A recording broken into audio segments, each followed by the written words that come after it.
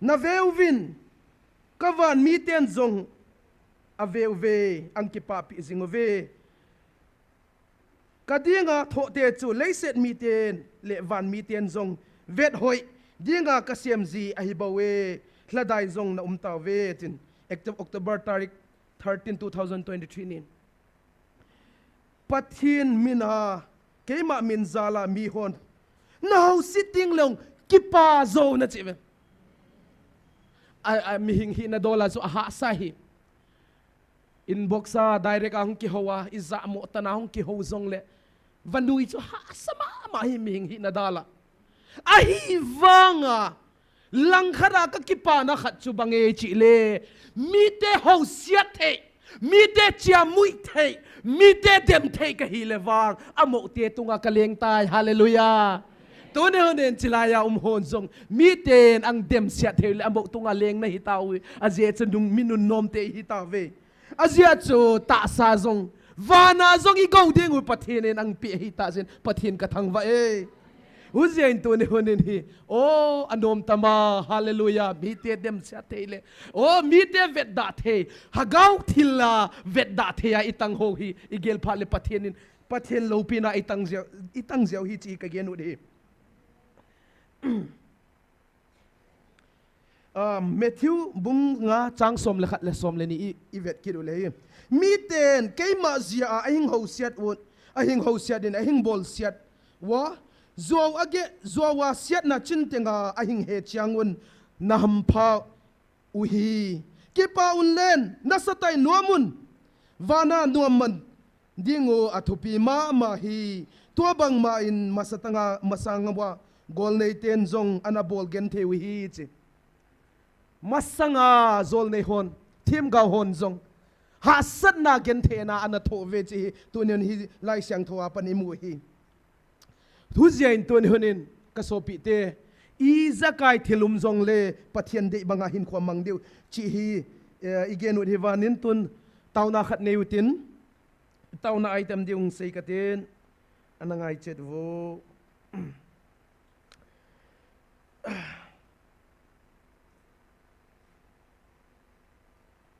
tauna item khatna ta san zo sia ta san zo sia tu ni na iding det wa izat hui hizat leng zong le iding now hi tu ni na iling lo na ding le melma pa setanin izat vai hom zong le ita san now aling lo na ding in iding det the na din amasa pen khana tawitin ani na tu ni na hi inam pumpi wa hi hot topic ka kine hi chilai thupo na hitan inam pi wi suling wi hitan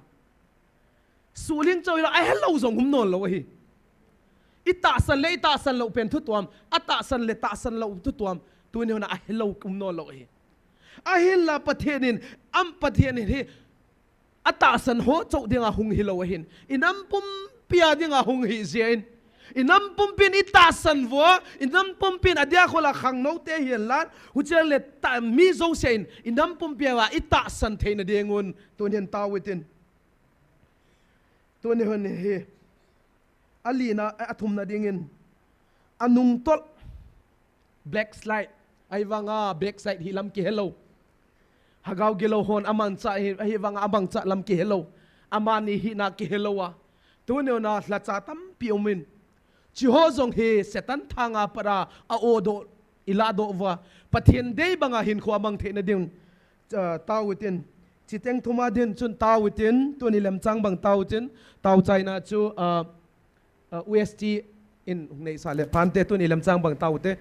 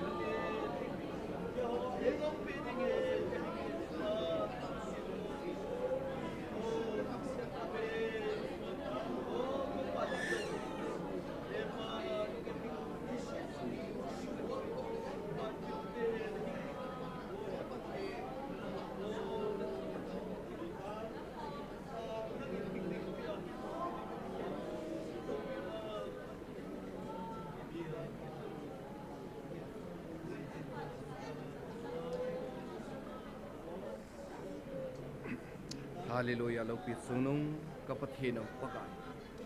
tunin na chate na mai sama kang khompet pakai kangai chate o kan thum pe pakai hepa saga wahal tam ta kam fe pakai nang man nei nung sun the wai poi pakai tunin pakai ahada alenga alala tam ta pakai o pathin hisumun dema pakai mi min khu tam ta am tai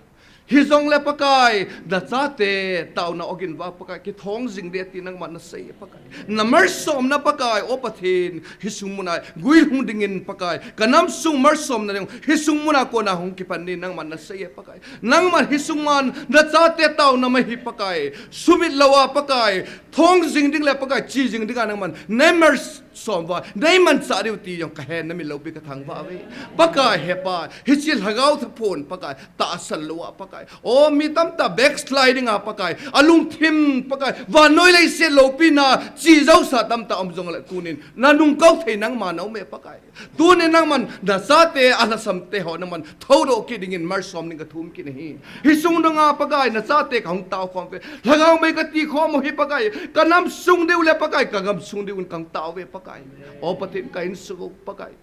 ka ki khan gam ta ve pakai kain sungu lagang me ka ti khom thei ta po ve pakai tu ni hisung man da cha te mi hisengin kang ta ve na mar som na ka ngai cha ve pakai tu nin pakai alhulam sa o tu nin thoro ding ka thum ki nahi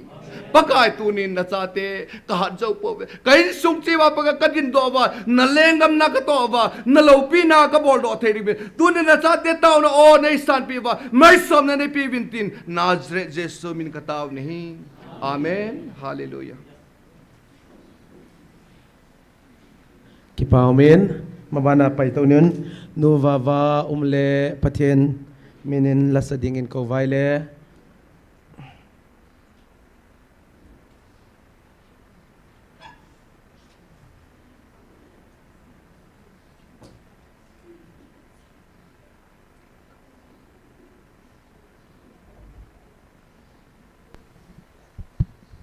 damna mantam ta ipiu patien kahin thang va in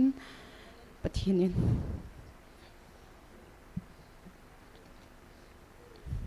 tu zan ai puin hau hello pi mama zini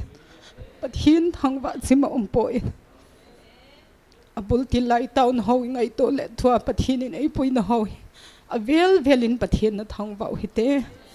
patien va choila lấy sự thìm salva ding chu gen leng thei Mary von choi ki ngai nim le gen thei tho din ei ho din hong peng ti chu ka hin sa ding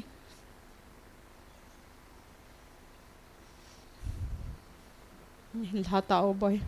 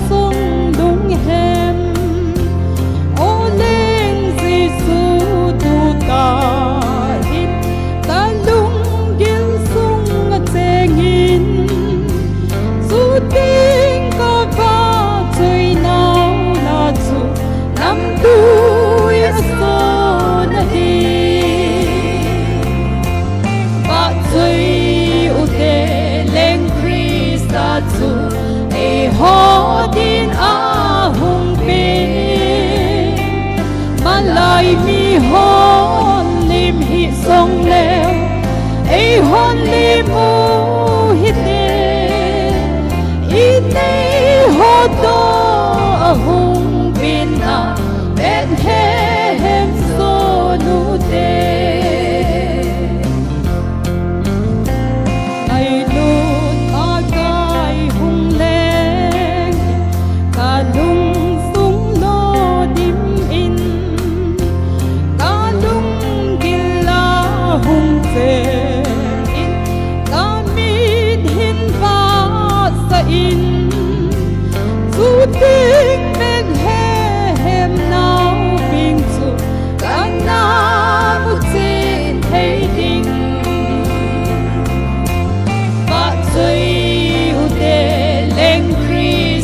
chu ei ho din a hung pe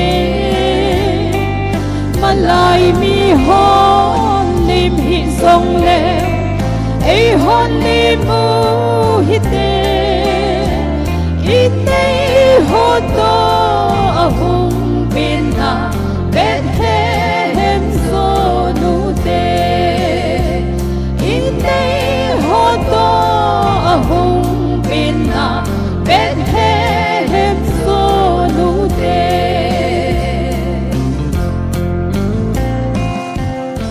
hinini bon sa vadin phathei bo pi taw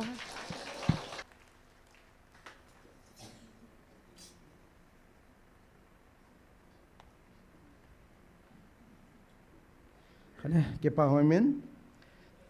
mabana pai khom niun pai to niun khale mi khen khadin ni danga wang chilaya pathian tu bon ka ta asanin tun wang ka ta asan thei mong mong ye ti jong ding ka ta asanin chi ho chu ipize hi dem chi hi them chu khat seyutin hu chang in hi December 4th December 2023 pathian thu punin ana sei hi 29 na hi tunin zong ta sana dingdet unlan hladai hi unlan thona theya tho zingun ding pumin kalsong govin aje chu tho na panglowa ke ya kona phatheina na chan theilo diu a hi hi chu na tho naw ho chu keiman phatheina na chan diu zo a hi bawe hallelujah tu ne hona hi I tho naw le igen the naw hi phathe na I chan na dinga pa pathian in ana sei sa hin achi le pathian thu I zat ki sei ta a hi lo le pathian thu ala ma hi cha ki mang cha a la cha pi hen lan la cha pu hi zong le hagau gi lo ho bo ho tampi no do a imit ngei vai zong imu hin achi le bangzia a tu ne hona bangzia hi teng hi a hi lo a hi chang ki gen te chi hi ne khat gen in ka gen vawin ama sa pe na hi ka gen hu ta chu bange chi le mi khat mi piang tha khat ha gau siang thawin pi khat na dem wa na tai to mu le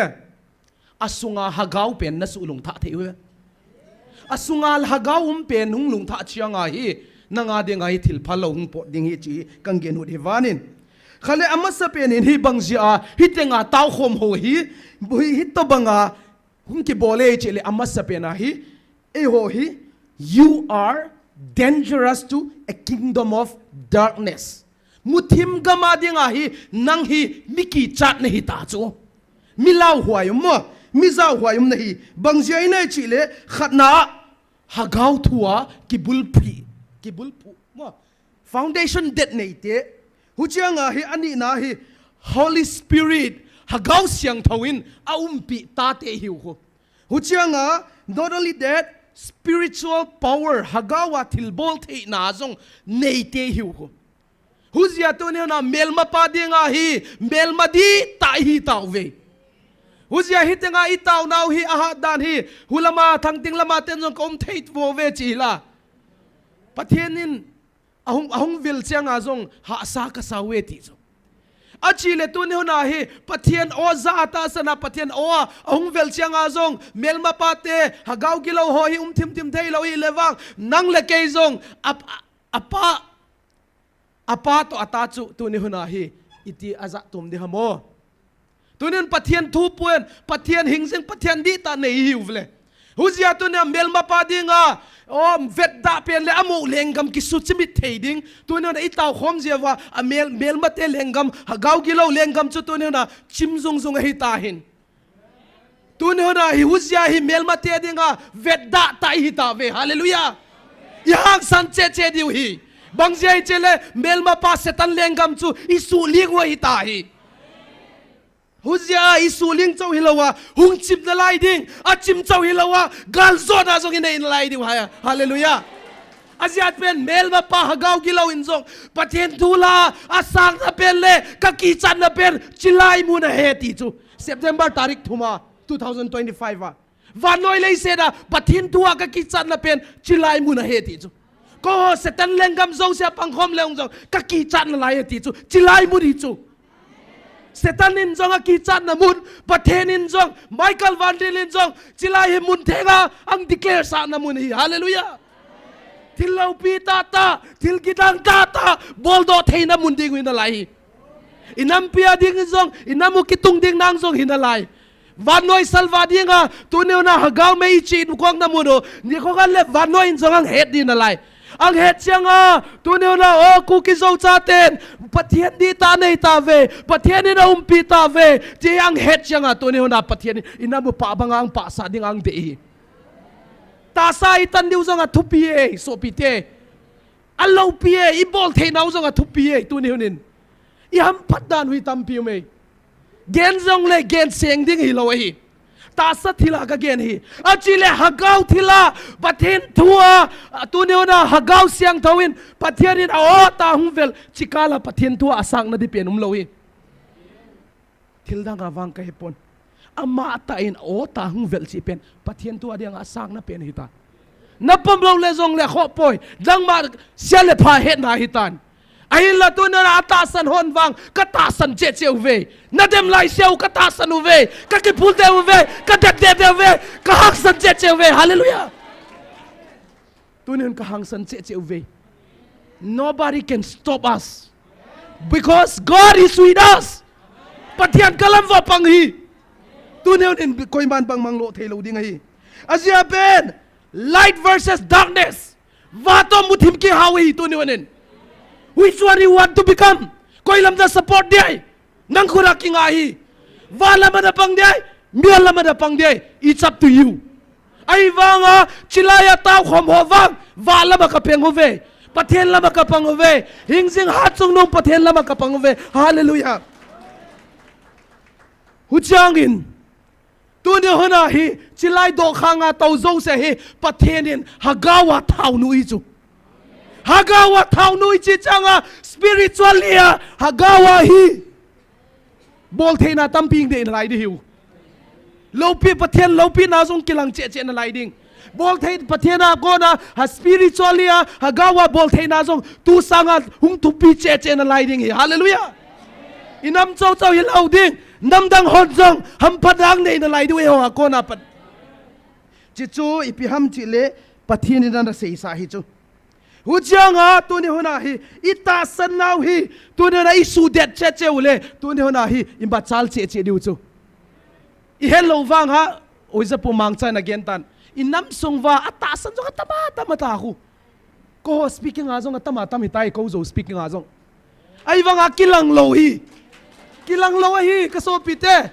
ni kho ka changa hung kilang thau ding koi man hung kham zo lo ding ki dem zo no lo ding oh ka patian ki puan na bon so ka dal lo le kai yu pai no lo hi chang ding dil de we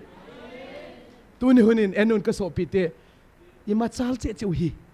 ne hello wang ki ma chali patian ni na ngumpi hi patian no ngumpi na chu tu ni na bang mak ki ling lo ding hi hu zia in ladai hiun lung kham siun tu ni hunin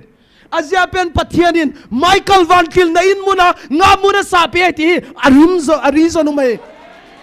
Asia umlawang sapi lo ding ai kay ho ta kay ta sana Cherup Vandil khachat thi chana ding ai ta san ho Cherup Vandil a thi chana ding ka pe hallelujah chi Cherup Vandil hin nangang veng tup di chu namu thei lo wanga na pai nang ki zo pe ve hallelujah tu ne ona na sunga tek hi a hingzing pathian khaduma tave hagau siang thau khaduma tave chi hagau siang thawin mo angom pi chiang ha bihimin bang mahlo thei siven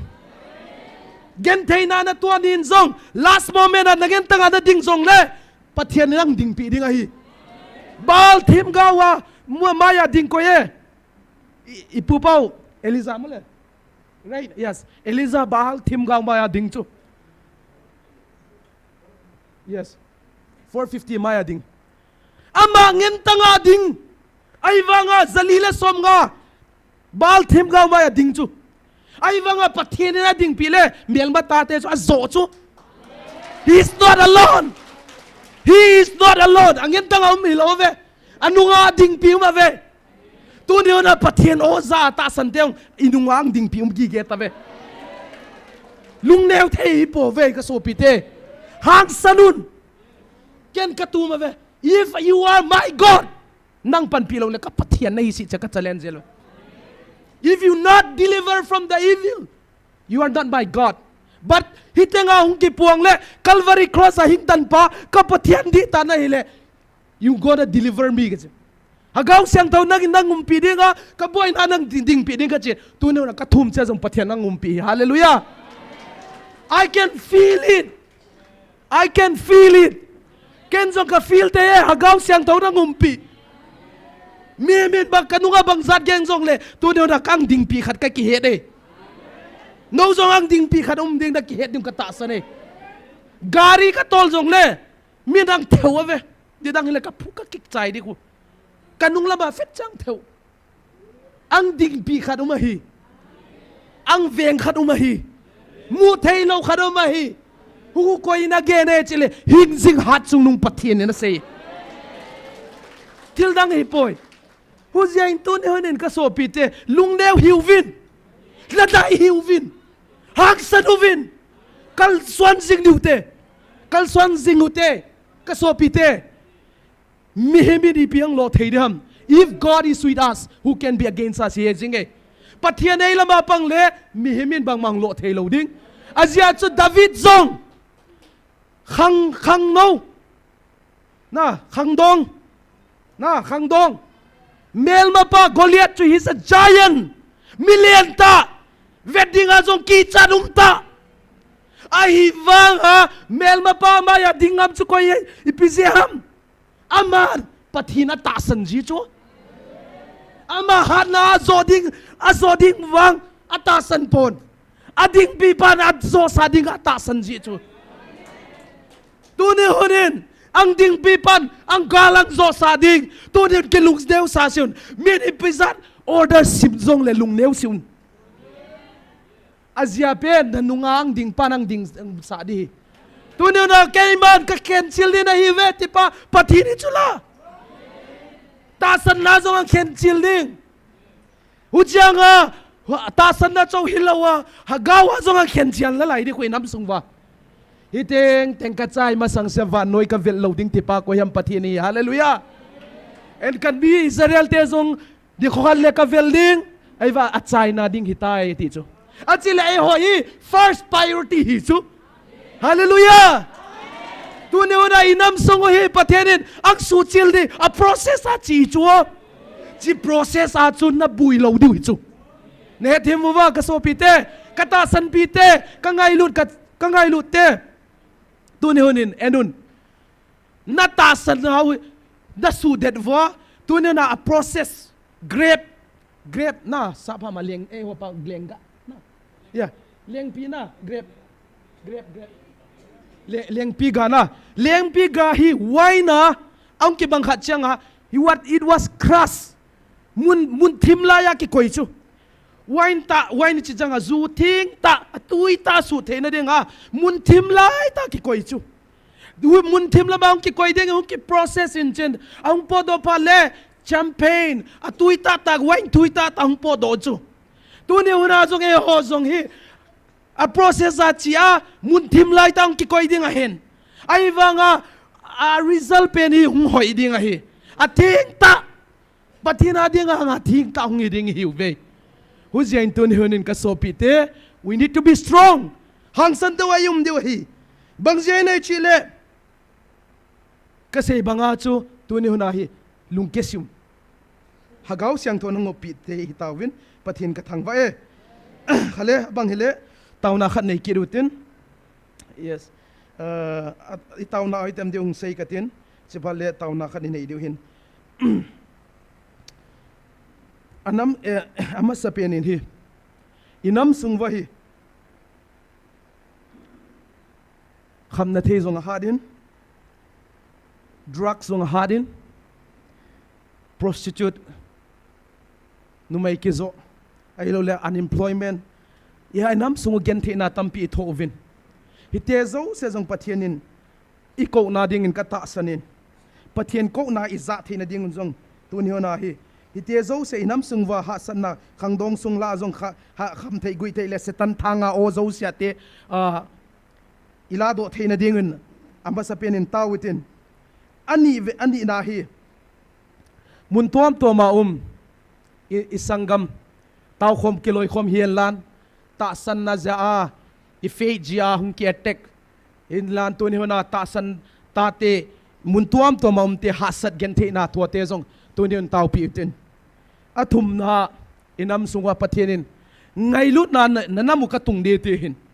inam sungwa hi ngai lut na ki pungwa ngai lut na ki kan khom wa ngai lut na inam sung in sung he lan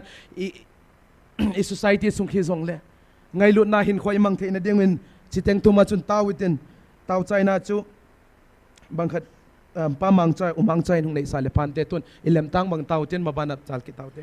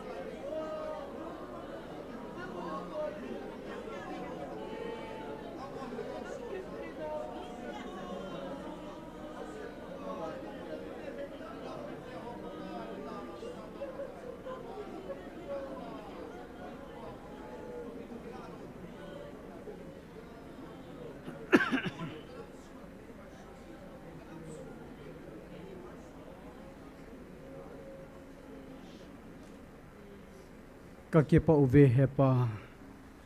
nalungsi na zala na tsate hizan hin kanam sungwa ata asan lo het him lo ho pakai nei ngai lu nei lungsi no nei vil na lo pi be se zi het him thei lo vin demin tai tom zong le na tsaten ka ngai lu za lo vin amo ho ding in taw lo vin kom thei pu ve zu le sa kham na thei za chum chum le nu le pa ki pol na lama nang ma dei lo ta chon ho zo se zong pakai agilo pa na to hin amo ho mi him hina to do bol do hilowin pakai amang cha hi ti ka he vin na cha ten tu nen he cha amang cha ho hagaw gilo eng se ho hi pakai jisu mina nei hen tom pi wa pakai kanami tel hagaw mang thai ho o satan thang kula pa na ka kai do zo the na digo bi tu ni na cha te ka taw naw mi li nang en mang chan tineng ka taw ve nei lung se naw nei ngai lu daw zar chat nei pui lu na min thing thang va in ka taw na ai tem ho ka hin min phau phathe bu pi dim na zare jisu na min thing panin ka hung taw ve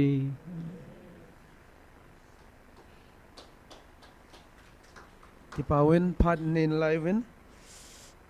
mabana chal to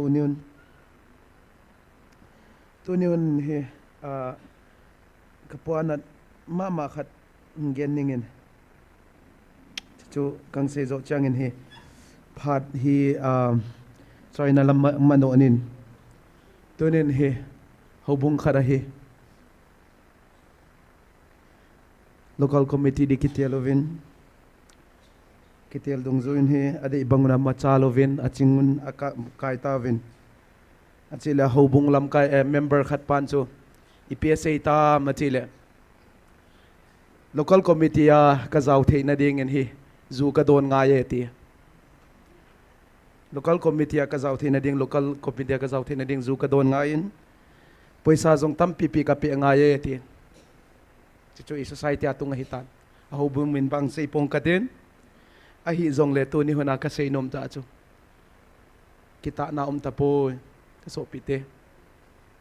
pathin ni ti wangin khovel thil le mi mai phavet na he tam tan pathin hagaw siang tho sanga tu ni na khovel thil le khovela thil amoi na cho hi yen tawin apolami en tawin asung lami hei mil tawe ka so pite idam sung ahilla pathin hingjing pathin tu ni hona pathin in angkipong van asung lama ve hallelujah asung lama ve en sung lung sima he ipon na naw zong he kipana zong he hallelujah tu ni hona ken wang ka se ka gen chu ke ma decision zong hin pathian khat bo se ka neyen pathian dang zong ka nei tapon pathian nang bo se ka nei ding pathian dang zong nei tapong e tel zong tel tapong ti ke ma decision hitan tu ni hona no hon zong na decision deu ka ta sani itu ni hona hi ibon sa ke wa pathian khat chok ineuhin chu koi ham sil hingjing ha chung nung pathian alpha le omega pathian hi hallelujah tunen pathian tampi me va noi le seda ai wanga I pathian o he van le leisiam tu leng ho zo se le pakai ho zo se pakai pathian hi hallelujah tunen pathian di tai heu kha va jiwin ki pautin thanomutin leise dang khovela zong he pathian in tampi pathian in promise ang pi tai itan diu ahung tung ding zong umin atung zong tan a process a pai lel zong na laye ito mga kidap na li nami hiuve inamu hi kidap na nei lo ki lo pia ta sa zong kidap nang asa lo pi dan Dr. Hegin oginin zong het din katasan nong na het din ta sa zong i hampat ding dan a lo pi ding dan achile hite hi mit phet gala beidi cheve no hot khovela nang payoven bang malaw to nang puan oven imat bang malaw to poy ki di hit achile tu ni huna ken kahin khwa ka gel zela okay I came in this world with nothing and I'll be going with nothing in this world khovel zong hi bang ma to toy lawa ka da hla ding ahin la til khat wang ka po nu me ka ti chu pathina nga kapo num chu ipi ham jil pathin dei banga ka chona o ka cha na bol hoi ta ve kalung thlai ta veng ti theinang hi tu ni hona ka del hi tunen no hon jong na del diu ka dei sai hallelujah. Car, it's not about materialism. Car bang zat nei len lan building som nga nei jong le chen pathina nga na pui ding na toi deu khat cham lo i toi deu chu tun hana na chon phatna pathin dei banga na hin khona manga pathin lung dei banga hin khona mangi pathin anga tun di chu hallelujah. Tunen hallelujah I ham phau ve pathian tumpi nin te hi jawen mini bi sei jong le I ham pamong mong ve hallelujah samutena kakipa e hallelujah hallelujah hallelujah pathian lo pina tang hen tunen I ham pamong mong ve go kik pul gu I heru ta ve hidden treasure khu imu tave imu chianu tave tu ni huna imu chian seng in chin achang cha kita sang lo ki mu chian seng ata hina dem kabang hina dem chi jong ki gel the ai wangan mel ma pan sitanin jong palna the hi chi kang genu devanin khale ipi hi jong le tun hi tauna khat nei nin I bon chakein dingute pathian munin Nampi Adia kum di lam itaw tawin inama dingin inamu kiting do na dingin inama dingong itaw tawin tun hi gen bangin khat le khat ikitaw pi diu hi kaso pi te azia chu we are very dangerous mel mapadyang ang lau huayo mahin iki veng ting ning hin iki veng singu angaye ka sopite hagawa iki veng singu angaye ka sopite tununin he itaw khom hi ikta sa hilo hagawa jong etek imbu diu hin ta sa pen chu ima cha hi pon hagaw etek wang tu ni huna mei lo hin huzi chen lungse ten nakoma chet khat tukir utin khat chet mini ni no pier no okay fine nakitu khom lang khoton lo mini izung le ninin ay tayo if possible tutuin no tutuin bangkat niyon mini daw se pasal tanu may oilo mini baw se partner na umlaw lang khoton law ilam kim na mala okay nakitot say taw no manung lamate na ready tam okay na ready taw le na cigarette ko na pogit khadu na loy pakat ko serun lan na loy pa khat ko to na tupi na kut kitupi ko ma naga nagen the na ai lo len da lungnat na mo na poge khat ko serun lan chi chu na ki taw pi dingu taw chai na ken kang nei ding before that chi ki sei hi get akan le sei oilo confidential get kan lo ding kholaya ki se ki mu jong le a chi pan chi hasat na ne chi te oilo ka se nu heda hello na het the mu wa okay tun minute khat hum penge ki share vo confidential hiyo na tasan na pogi na burden kisay vo Jesu minin na kitaw pi dingo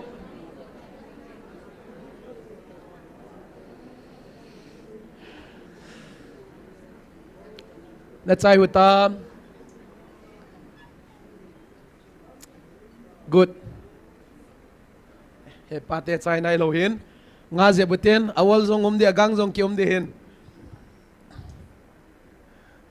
okay hepate a senior lam de man jabin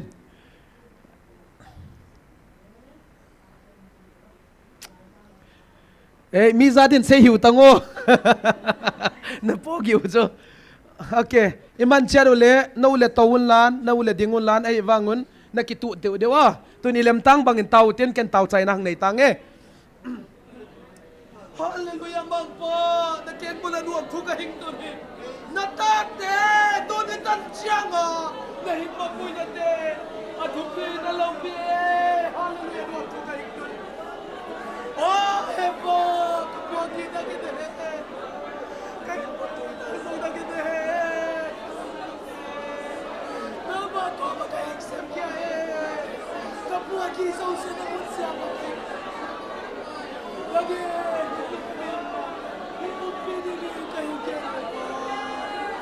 agaw siya daw patiya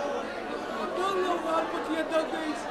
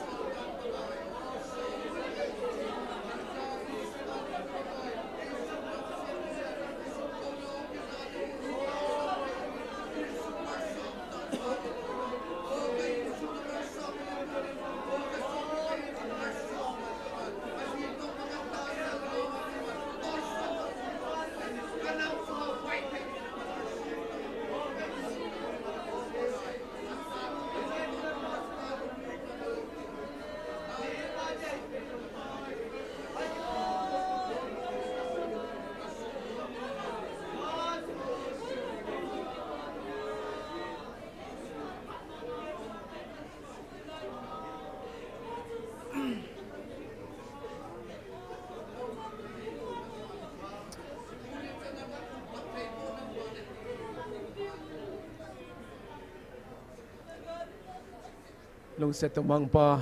nakiang bola kahing kun kagen thainaw kahasan na zo se nang ma ko makahingsip kiya hipa nangin hingumpin lan hingding pidingin na tate kahing tume pa tunin he pa kalungkham na zo sia tiu kabuagi te zo sia te nang ma ko makahingsip kitan nangin hing po sang pinlan kabuay na zo sia te zong nangin hing lamang sa dingin kabon sa kin nakiang bola kahing tume pa na tate thum na sang sing kapatid nang patien di ta kahing di ka siya na kunuap to kahing to ne pa tunar ne pa naging nahigding pichi ka kihet siya so nuap to hing nangin nahing nuas siya loading siya so nuap to kahing to ne pa